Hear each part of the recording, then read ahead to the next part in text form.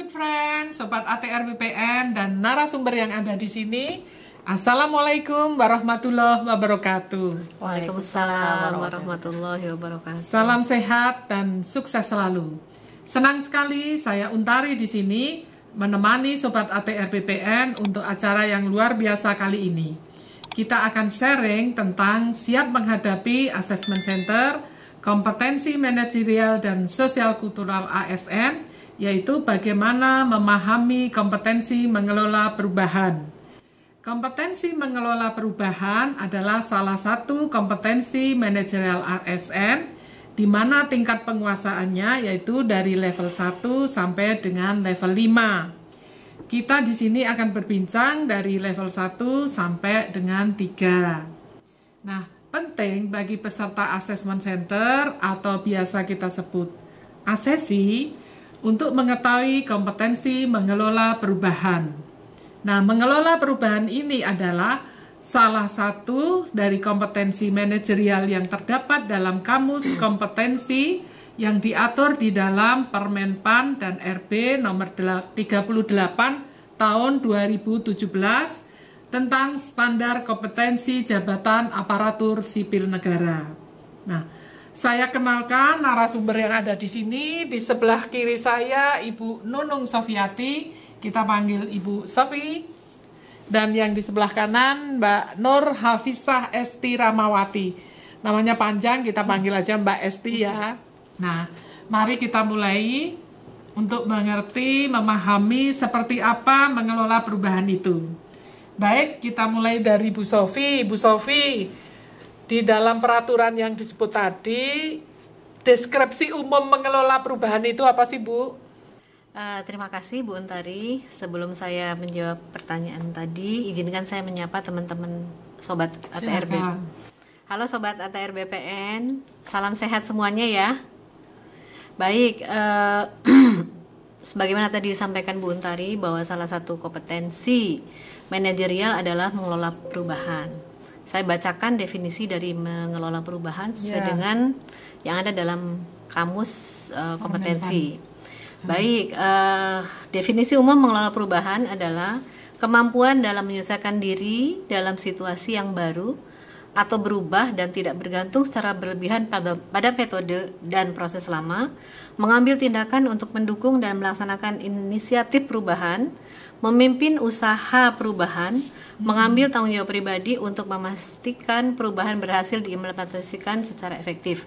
Jadi di sini yang perlu digarisbawahi Bu, bahwa tadi ada menyesuaikan diri dengan situasi yang baru, terus tidak bergantung secara berlebihan pada metode yang lama atau proses lama, mengambil tindakan untuk melaksanakan inisiatif perubahan. Jadi orang itu harus punya inisiatif untuk melakukan perubahan dan memimpin usaha untuk perubahan serta bertanggung jawab atau mengambil tanggung jawab pribadi untuk memastikan perubahan berhasil diimplementasikan secara efektif. Demikian Bu Untari. Baik, terima kasih. Itu tadi adalah deskripsi umum dari mengelola perubahan. Nah, tadi sudah saya sampaikan bahwa kita akan bicara level 1 sampai dengan 3. Nah, kita perlu tahu level 1. Mbak Esti, sampaikan Mbak Esti, seperti apa sih level 1 itu? Ya, baik. Terima kasih Bu Untari. Hai Sobat ATR BPN. Nah, untuk kompetensi mengelola perubahan sendiri, ini yang akan kita bahaskan level 1 sampai 3, di mana setiap level itu terdapat 3 indikator perilaku.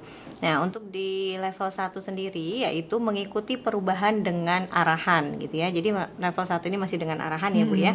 Nah, di mana indikator pertama di level 1 adalah sadar mengenai perubahan yang terjadi di organisasi dan berusaha untuk dapat menyesuaikan diri dengan perubahan tersebut. Nah, untuk indikator kedua di level 1 yaitu mengikuti perubahan secara terbuka sesuai dengan petunjuk atau pedoman yang ada.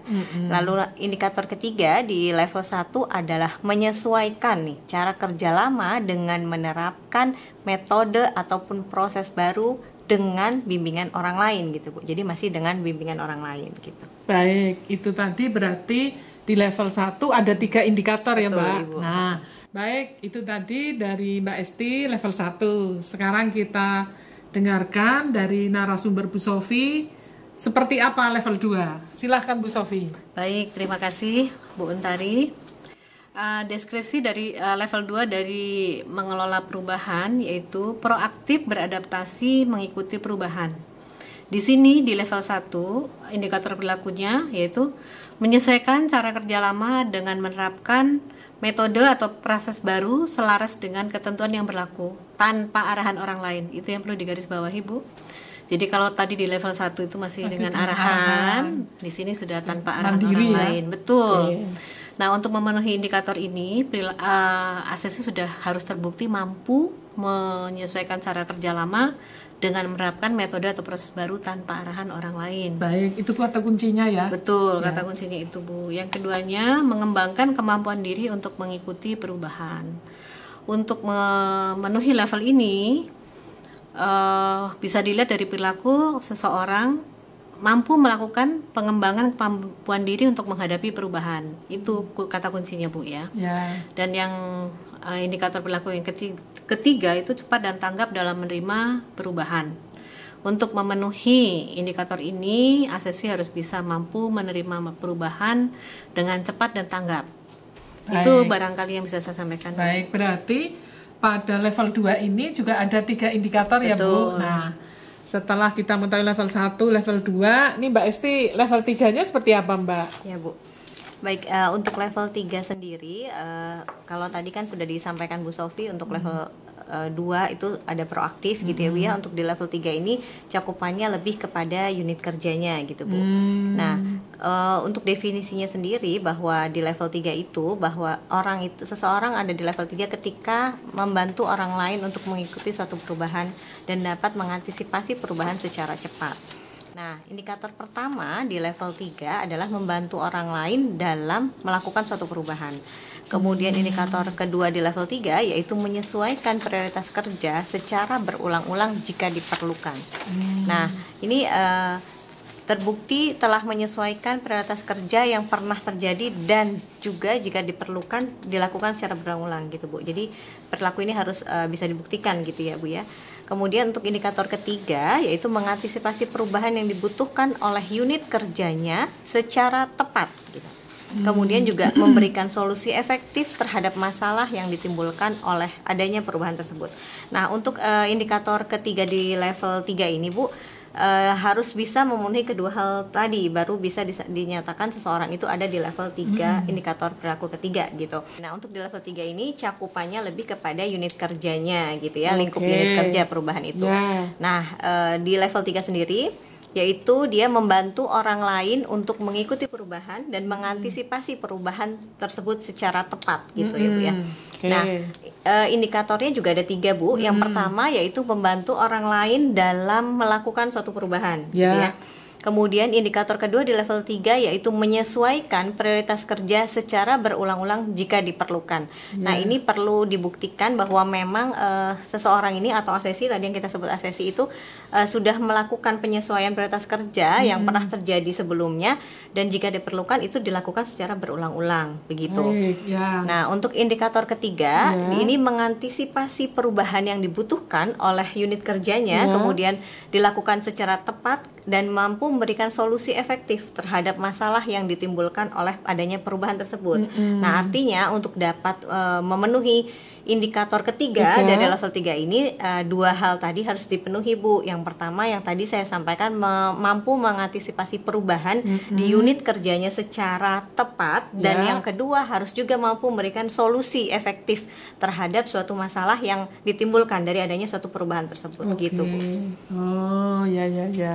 Jadi sobat ATR BPN itu tadi yang di level 3. Betul. Ada 3 indikator juga. Nah, agar supaya sobat ATR BPN siap menghadapi assessment center, nah kita perlu tahu ada tip agar sukses itu seperti apa sih Bu Sofi? Baik Bu, mungkin sih ini ya catatan aja. Ya. Ini catatan-catatan buat SSC dalam mempersiapkan diri untuk ikut dalam penilaian kompetensi. Ya. Betul Mbak Esti. Jadi yang pertama itu bahwa menurut saya ya, kalau ASES itu mau sukses itu dia harus mampu menunjukkan evidence atau indikator perilaku tertinggi yang dia miliki itu. Jadi dia harus menceritakan kepada asesor itu apa yang telah dia lakukan di masa lampau dengan start itu, situasinya bagaimana saat itu dia menceritakan ya. Terus juga tasnya bagaimana. Bu, start tadi apa sih, Bu? Yaitu situasi, task, action, dan result. Oh, baik. Resultnya seperti apa? Jadi asesi menjadi perhatian. ketika dalam proses penilaian itu harus menyampaikan hal itu. Dan itu memang pengalaman dia ya. Dia menceritakan pengalaman dia, bukan pengalaman orang lain. Baik. Ya. Terus juga kalau menurut saya sih seorang asesi harus mempersiapkan diri dengan istirahat yang cukup saja sih, Bu. Oh, gitu. Karena itu kan mengingat kembali peristiwa lama kan butuh energi ya. Oh iya. Jadi menurut saya sih minum vitamin yang banyak, yang cukup gitu, tidur yang cukup gitu, istirahatlah intinya ya. Sehingga dia itu menghadapi assessment center itu bisa lebih segar dan lebih bisa fresh gitu. Jangan lupa Sobat ATR untuk istirahat. Tadi tips dari Bu Sofi. Nah, Mbak Esti sendiri ada tipsnya nggak, Mbak? Ya Bu, mungkin kalau saya pribadi ya Bu ya, mungkin juga sebenarnya seseorang itu ketika ada kesempatan yang diberikan oleh organisasi kepada seorang pegawai, ataupun juga ada situasi yang menuntut seseorang untuk mampu melakukan suatu perubahan yang diperlukan oleh unit kerjanya, bisa jadi seseorang itu memiliki level lebih tinggi dari yang dipersyaratkan. Itu sangat mungkin begitu ya. Jadi tips saya bagi teman-teman yang memang belum mengikuti penilaian kompetensi, bisa mempersiapkan diri dengan meninjau kembali perilakunya, sehingga nanti dapat memberikan bukti perilaku sesuai dengan deskripsi yang telah tadi dijelaskan ya, gitu ya. Yang khususnya pada level-level yang dipersyaratkan gitu. Karena penting ya untuk mengingat pengalaman kerja selama 3 tahun terakhir gitu, sehingga butuh proses recalling gitu ya, mengingat kembali gitu. Sehingga nanti pada saat penilaian kompetensi dilakukan dapat disampaikan dengan detail ya, seperti apa tadi yang disampaikan Bu Sofi tadi ya, start tadi mungkin gitu. Nah, untuk itu apa yang sudah dialami, pengalaman-pengalaman yang sudah terjadi, nah nantinya itu dapat disampaikan secara detail kepada asesor tersebut. Mungkin itu Bu. Ya, intinya mungkin harus jujur gitu ya. Jadi kalau misalnya dia itu dalam satu tim Bu, dia menceritakan ya pengalaman dianya sendiri, kontribusi terhadap tim itu bagaimana gitu. Jadi intinya tadi perilaku dia sendiri ya. Nanti bisa ditunjukkan saat di dalam assessment center. Oke, Sobat ATR BPN, setelah tadi kita mengetahui tentang kompetensi mengelola perubahan, ke depan Sobat ATR BPN makin siap menghadapi assessment center. Saya rasa kita cukup di sini. Atas perhatian Sobat ATR BPN, saya ucapkan terima kasih. Wabillahi taufik wal hidayah. Wassalamualaikum warahmatullahi wabarakatuh.